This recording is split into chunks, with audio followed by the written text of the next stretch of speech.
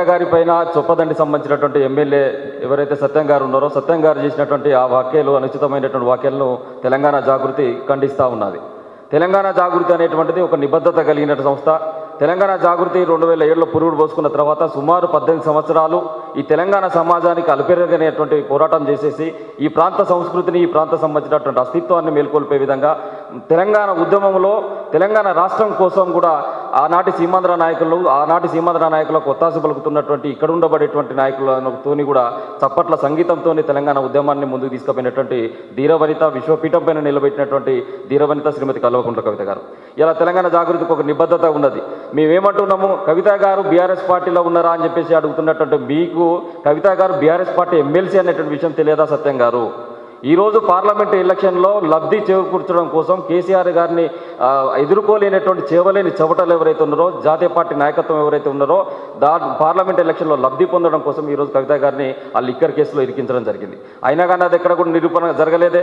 ఇలా సుప్రీంకోర్టు కూడా వాక్యాన్ని ఇచ్చింది. ఈ దేశ అత్యున్నతమైనటువంటి న్యాయస్థానం కూడా దీంట్లో ఏమీ లేదు, పొడుగుడు మీద ఈకలు బీకినటువంటి విధంగా ఉన్నది ఈ కేసు అని చెప్పేసి సుమారు ఒక 5.5 నెలలు ఈ ఆడబిడ్డను తీసుకుపోయి ఇబ్బంది పెట్టినటువంటి పరిస్థితి ఉన్నది. ఇలా నేను అడుగుతున్న సత్యం గారు, ఈ రాష్ట్రంలో ఎట్లాంటి పాలన జరుగుతుంది మీకు తెలియదా? ఒక దళిత బిడ్డగా ఉస్మానియా యూనివర్సిటీ నుంచి వచ్చినటువంటి నీకు ఈ రాష్ట్రంలో ఎన్ని కుంభకోణాలు జరుగుతున్నాయో తెలియదా? నీ యొక్క నాయకుడైనటువంటి రేవంత్ రెడ్డి గారు ఇవాళ కర్ణాటక పక్క రాష్ట్రమైనటువంటి కర్ణాటక ఏదైతుందో ఆ కర్ణాటకలో కూడా వాల్మీకి సంబంధించినటువంటి కుంభకోణం జరిగింది. ఈ వాల్మీకి కుంభకోణంలో మీకు వత్తాసు పలికేటువంటి మీ యొక్క ఎంపీ వివేక్ ఎవరైతే ఉన్నారో ఆ వివేక్ సంబంధించిన ఛానల్ కూడా తాయిలాలు వచ్చినటువంటి విషయం నిజంగా కాదా అని చెప్పాలి. ఇవాళ నేషనల్ హెరాల్డ్ సంబంధించినటువంటి కేసు జరిగితే ఇవాళ పవన్ బన్సాల్ గారు కానీ, రాహుల్ గాంధీ గారు కానీ, సోనియా గాంధీ గారు కానీ, రాబర్ట్ వాద్రా గారు కానీ వీళ్ళందరూ కూడా ఈ యొక్క కేసులో ఉన్నారు. మరి మీ జాతీయ నాయకత్వం కూడా దొంగలా మొత్తం ఒకసారి నువ్వు ఆలోచన చేసుకోవాలి, నీకు నువ్వు సూటిగా ప్రశ్నించుకోవాలి. ఈ రాష్ట్ర ముఖ్యమంత్రి కూడా ఉన్నాడు కదా, ఈ రాష్ట్ర ముఖ్యమంత్రి కూడా ఈ యొక్క నేషనల్ హెరాల్డ్ కేసులో ఉన్నాడు. యంగ్ ఇండియా ద్వారా టీపీసీసీ అధ్యక్షునిగా ఉన్నటువంటి నీ రేవంత్ రెడ్డి వసూళ్లకు పాల్పడ్డాడు. అందరి దగ్గర ఏదైతే డొనేషన్స్ కలెక్ట్ చేసిందని చెప్పేసి ఆ డొనేషన్స్ కలెక్ట్ చేసి వాళ్ళ పదవులు ఇప్పిస్తాడని చెప్పేసి ఆరోపణలు వస్తే ఈ రాష్ట్ర ముఖ్యమంత్రి నైతిక బాధ్యత వహించి రాజీనామా చేయాలి కదా. అదే కర్ణాటక రాష్ట్రంలో ఏదైతే అప్పుడు ఉన్నటువంటి సీఎంను కూడా మీరు రాజీనామా చేయమన్నారే హౌసింగ్ కుంభకోణం జరిగినప్పుడు, మరి వాళ్ళు నైతిక బాధ్యత వహించి రాజీనామా చేసిండు. అక్కడ డిమాండ్ చేసిన కాంగ్రెస్ పార్టీ ఇక్కడ ఏదైతే నేషనల్ హెరాల్డ్ కేసు అయితేంది యంగ్ ఇండియా సంబంధించిన కేసులో దోషిగా ఉన్నటువంటి రేవంత్ రెడ్డిని ఎందుకు రాజీనామా చేయమని ఇవాళ తెలంగాణ సమాజం కానీ మీ కాంగ్రెస్ నాయకులు కానీ ప్రశ్నించట్లేదు. ఇలా బనకచెర్ల ద్వారా గోదావరి నీళ్ళని తరలించుకొని పోతుంటే కూడా నీ కాంగ్రెస్ నాయకత్వం మోకరిల్లిపోయిల్లు నీ గురువు చంద్రబాబు దగ్గర. అది ఎందుకు మర్చిపోతున్నారు?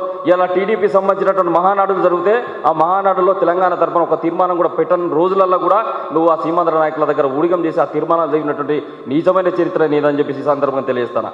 ఇలా ఆస్తుల విషయంలో కానీ నేరాల విషయంలో కానీ ఒక సంస్థ మొన్న ఇటీవల కాలంలో ప్రకటిస్తే నీ యొక్క ఆస్తులు, సీఎం యొక్క ఆస్తులు ఈ రాష్ట్రంలో ఈ దేశంలో 9వ స్థానంలో సీఎం యొక్క ఆస్తులు ఉన్నాయి.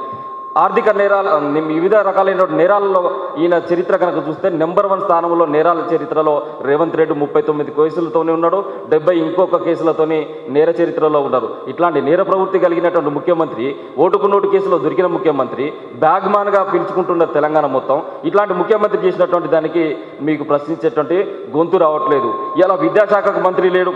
ఇలా టీజీపీఎస్సీలో దళిత బిడ్డలకు, బీసీ బిడ్డలకు అన్యాయం జరుగుతుంటే నీ గొంతు ప్రశ్నించేటువంటి పరిస్థితి లేదు. ఇలా అన్నదాతల ఆంక్రాందనలు ఒకవైపు జరుగుతున్నాయి, ఒడ్లు కల్లాలలో ఉండే అకాల వర్షాలతో అన్నదాతలు ఆగమైపోతుంటే కూడా ఇయాటి వరకు అన్నదాతలకు పరిహారం ఇయ్యలే, ఒడ్ల కేంద్రాలను నెలకొల్పలే, పత్తి కొనుగోలు కేంద్రాలను పెట్టలే.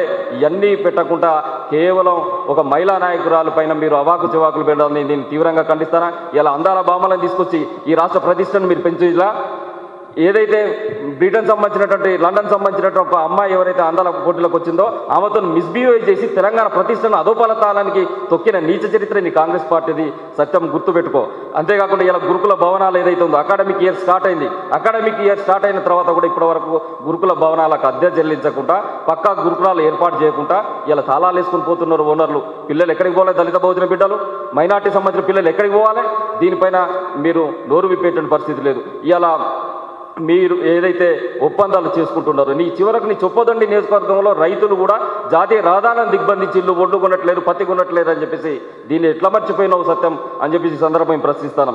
ఇవాళ తెలంగాణ మొత్తం కూడా 5 లక్షల ఏదైతే బీసీ బిడ్డలకు కూడా మీరు కామారెడ్డి డిక్లరేషన్ ద్వారా చెప్పిళ్ళు సంవత్సరానికి 20,000 కోట్ల రూపాయలు మేము ఇస్తామని చెప్పేసి 20 లక్షల కోట్లు ఇస్తామని చెప్పేసి ఇలా బీసీ బిడ్డలకు మీరు ప్రకటించినటువంటి బడ్జెట్లో ఎంత అలొకేషన్ చేసిళ్ళు, ఇలా 1,00,000 కోట్ల 5 ఏళ్లలో ఇస్తున్నటువంటి వారు ఇలా బీసీల పైన ఎందుకు సపోర్ట్ చేస్తలేరు? అఖిల పక్షాన్ని ఏదైతే షెడ్యూల్ 9లో బీసీలకు సంబంధించిన రిజర్వేషన్లు పెట్టాలని అఖిల పక్షాన్ని ఎందుకు తీసుకుపోతలేరు అని చెప్పేసి మీరు ఎందుకు ప్రశ్నించలేరో దీనికి సమాధానం చెప్పాల్సినటువంటి అవసరం ఉన్నది. మరి ఇంకొకసారి కనుక కవిత గారి పైన ఇట్లాంటి అనుచితమైనటువంటి వాక్యాలు కనుక చేస్తే మాత్రం తెలంగాణ జాగృతి తీవ్రంగా ప్రతిఘటిస్తుంది. అవసరమైతే భౌతిక దాడులు కూడా సిద్ధపడతాం.